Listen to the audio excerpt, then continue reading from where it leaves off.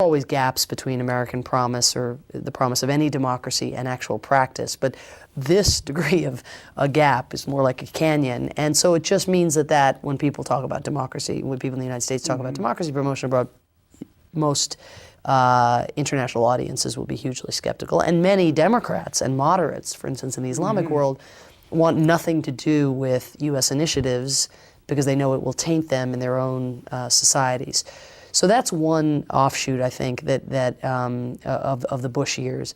Another, of course, which you alluded to, is the humanitarian intervention debate. And because the Bush administration went to war in Iraq for a whole series of reasons, alleged weapons of mass destruction, alleged links to terrorism, neither true, probably tying down oil resources, Bush's sense that his father's work had not been completed, whatever the set of reasons were.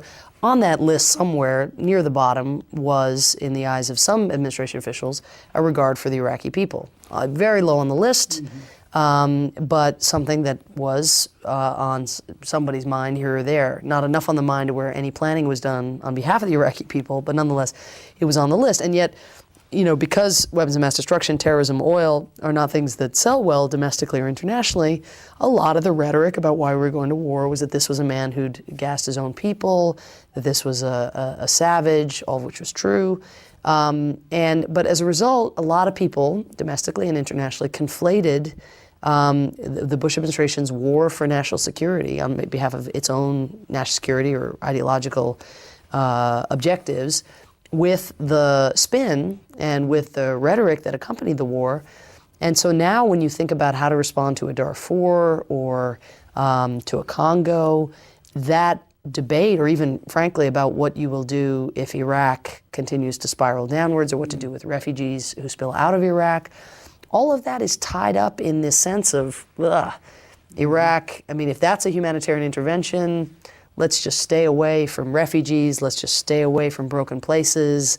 That stuff's dangerous. So instead of drawing the narrow and case-specific lesson from Iraq, which is certainly don't go to war with no international legitimacy on behalf of trumped-up reasons when you've done no planning, and when you send people who've never been to the region, you don't seal the borders, you demobilize the army. I mean, in other words, there are a whole series of things that were done that one can learn from that are very Iraq-specific.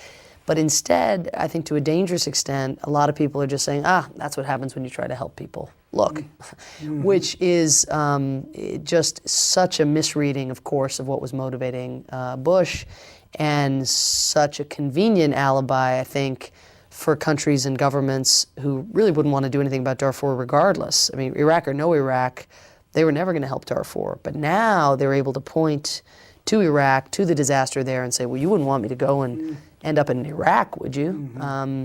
Now, that isn't I don't mean to understate the genuine risks of getting involved in other people's societies. Again, I think those are the risks that Sergio grapples with. But I just think it's important, just as it's important to calibrate our fears around real fears, so too, I think the risks that exist, which are country-specific, culture-specific, whatever, timing, geopolitics-specific, instead of conflating everything that's gone wrong the last 7 years and projecting it onto the kinds of broken places that are sorely in need of international attention.